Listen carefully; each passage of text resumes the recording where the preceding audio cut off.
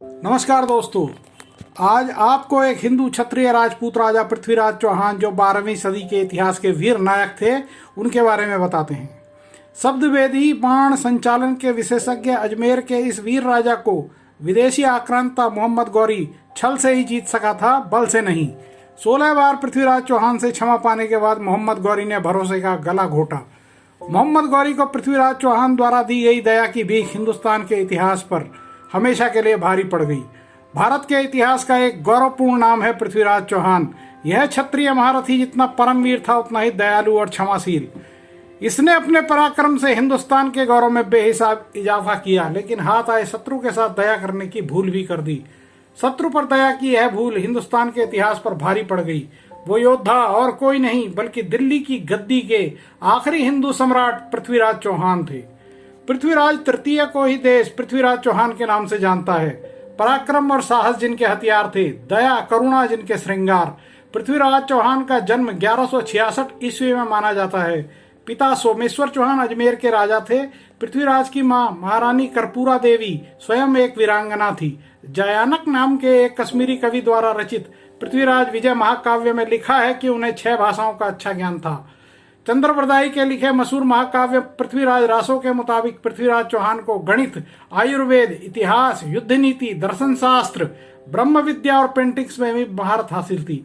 हालांकि उनके सबसे अनूठे कौशल के बारे में जो अब तो सभी जानते हैं और एक तरह से सिर्फ कहावत के लिए ही रह गया है, शब्दवेदी बाण चलाना, यानी सिर्फ आवाज सुनकर अचूक निशाना लगाना। पृथ्वीराज ने युवावस्था के दौरान ही शब्दवेदी बाण कला सीख ली थी। पृथ्वीराज चौहान जब महज 11 साल के थे, उनके पिता महाराज सोमेश्वर चौहान की मृत्यु हो गई थी। नन्ही उम्र में ही अपने पिता के साम्राज्य की जिम्मेदारी उनके सर पर आ गई थी। मां कर्पूरा देवी ने अपने वीर सपूत के राजकाज में उनकी पूरी मदद की। मंत्री परिषद के गठन से लेकर कूटनीति और साम्राज्य के विस्तार तक में पृथ्वीराज को सबसे पहली चुनौती घर के भीतर से ही मिली। आज के गुरुग्राम और तब के गुरडापुर की जागीरदारी संभाल रहे चचेरे भाई नागार्जुन ने पृथ्वीराज चौहान के राज्याभिषेक से नाराज होकर बगावत कर दी थी, लेकिन पृथ्वीराज चौहान ने इस बगावत को अपने सैन्य कौशल से कुचल दिया। पृथ्वीराज चौहान एक राजपूत राजा थे जिन्होंने 12वीं शताब्दी में उत्तरी भारत में अजमेर और दिल्ली के राज्यों पर शासन किया था। वह दिल्ली के सिंहासन पर बैठने वाले अंतिम स्वतंत्र हिंदू राजा थे। उन्हें राय पिथौरा के रूप में भी जाना जाता है। वह चौहान वंश से एक राजपूत राजा थे। पृथ्वीराज के नाना तोमर वंश के अनंग देव का तब दिल्ली पर आधिपत्य था। उनका कोई वारिस नहीं था। अपने नवासे के युद्ध कौशल और राजकाज से प्रभावित होकर राजा अनंग देव ने पृथ्वीराज को दिल्ली का साम्राज्य सौंप दिया। उसके बाद पृथ्वीराज ने आसपास के छोटे राज्यों को फतेह कर अपने अधीन कर लिया। 1182 में तब के जेजाक भुक्ति के राजा परमर्दिदेव को हराकर उन्होंने अपने साम्राज्य के अधीन कर लिया। आज का बुंदेलखंड ही तब जेजाक भुक्ति के नाम से जाना जाता था। इस युद्ध में कन्नौज के राजा जयचंद ने परमर्दिदेव का साथ दिया था, लिहाजा पृथ्वीराज ने कन्नौज पर भी धावा बोल दिया। अपने साम्राज्य का विस्तार करते हुए पृथ्वीराज चौहान ने गुजरात के चालुक्य शासक भीम प्रथम को भी परास्त किया। 1177 में पृथ्वीराज चौहान के राज्याभिषेक से 4 साल पहले 1173 में मोहम्मद गौरी गजनी का सुल्तान बना। जिन वर्षों में भारतवर्ष के अंदर पृथ्वीराज अपने अजय अभियान पर थे, उसी दौरान मोहम्मद शहाबुद्दीन गौरी अफगानिस्तान और उसके आसपास के क्षेत्रों को जीतने में जुटा हुआ था। 1186 में लाहौर जीतकर गौरी ने सियालकोट के किले पर कब्जा कर लिया। अब उसकी नजर दिल्ली पर थी, लेकिन पृथ्वीराज चौहान जैसे प्रतापी राजा से सीधे टकराने की हिम्मत वो नहीं कर पा रहा था। लिहाजा उसने अपनी सैन्य शक्ति बढ़ानी शुरू कर दी। पृथ्वीराज से खार खाए बैठे जयचंद ने गौरी को दिल्ली पर हमले के लिए उकसाया और हर तरह से मदद का भरोसा दिया। शय पाकर गौरी ने 1,20,000 की विशाल सेना के साथ दिल्ली की ओर बढ़ना शुरू किया। परमवीर पृथ्वीराज को जब इसकी सूचना मिली तो उन्होंने गौरी को रोकने के लिए अपनी विशाल सेना के साथ कूच कर दिया। हरियाणा के तराइन में दोनों विशाल सेनाओं के बीच महासंग्राम हुआ। गौरी की सेना में घुड़सवार थे तो पृथ्वीराज की सेना में हजारों हाथी थे। गौरी की ज्यादातर सेना मारी गई। बचे खुचे सैनिक युद्ध भूमि छोड़कर भागने लगे। जख्मी गौरी को पृथ्वीराज की सेना ने अपने कब्जे में ले लिया। पृथ्वीराज के हत्थे चढ़ा मोहम्मद गौरी काफी शातिर था। उसे पता था कि भारत के सूरवीर दया और करुणा के भाव से भी भरे होते हैं। लिहाजा उसने माफी की मांग के साथ कई तरह की कस्में खाई कि दिल्ली पर आइंदा नजर भी उठाकर नहीं देखेगा और यही हो गई पृथ्वीराज से भूल। हालांकि उनके दरबारियों ने मोहम्मद गौरी को रिहा नहीं करने के लिए उन्हें बहुत समझाया, लेकिन दया की भीख मांगने वाले को दंड देना उन्हें अनुचित लगा और उन्होंने उसे रिहा कर दिया। इसी तरह 16 बार पृथ्वीराज से हारने के बाद गौरी बहुत झल्लाया हुआ था। कन्नौज के राजा जयचंद की पुत्री संयोगिता भला की खूबसूरत थी। कहते हैं उनके महल में एक बार एक चित्रकार आया जिसके पास दूसरी तस्वीरों के अलावा पृथ्वीराज चौहान की भी तस्वीर थी। पृथ्वीराज की तस्वीर को देखते ही संयोगिता का दिल उन पर आ गया। मन ही मन संयोगिता ने पृथ्वीराज को पति के रूप में भी स्वीकार कर लिया। उसी चित्रकार ने संयोगिता का भी बेहतरीन चित्र बनाया और उसे ले जाकर पृथ्वीराज चौहान को दे दिया। संयोगिता की तस्वीर देखकर पृथ्वीराज चौहान अपनी सुध-बुध खो बैठे। उन्होंने हर हाल में संयोगिता को अपना बनाने का संकल्प लिया।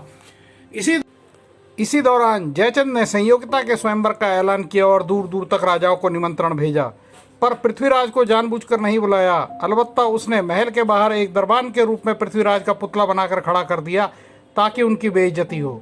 पृथ्वीराज चौहान को सारी बात पता चल गई थी, इसलिए वो बगैर किसी को बुलाए स्वयंवर में पहुंच गए।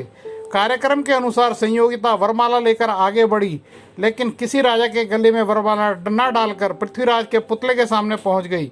पृथ्वीराज पुतले के पीछे से निकले। संयोगिता ने वरमाला पृथ्वीराज के गले में डाल दी। यह सब देखकर जयचंद आग बबूला हो गया, लेकिन इससे पहले कि वो कुछ कर पाता पृथ्वीराज संयोगिता को लेकर वहां से निकल गए। जयचंद पृथ्वीराज से पहले ही नफरत करता था। स्वयंवर की घटना के बाद उसने पृथ्वीराज को नेस्तनाबूद करने की मुहिम में जुट गया। उधर तराइन के युद्ध में बुरी तरह शिकस्त खा चुका मोहम्मद गौरी अपनी हार और रुसवाई का बदला लेने को मचल रहा था।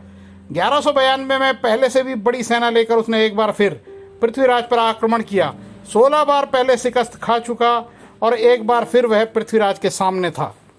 तराइन की युद्ध भूमि पहले की तरह एक बार फिर भीषण कोहराम से गूंज उठी। इस बार प्रतापी पृथ्वीराज और उनकी बहादुर सेना गौरी के सैनिकों पर फिर भारी पड़ने लगी। कहते हैं इसी बीच जयचंद ने मोहम्मद गौरी को एक तरकीब सुझाई। उसने कहा कि हिंदुस्तान की यह सदियों पुरानी परंपरा रही है कि सूर्यास्त के बाद और सूर्योदय से पहले यहाँ के सैनिक दुश्मनों पर हथियार नहीं उठाते।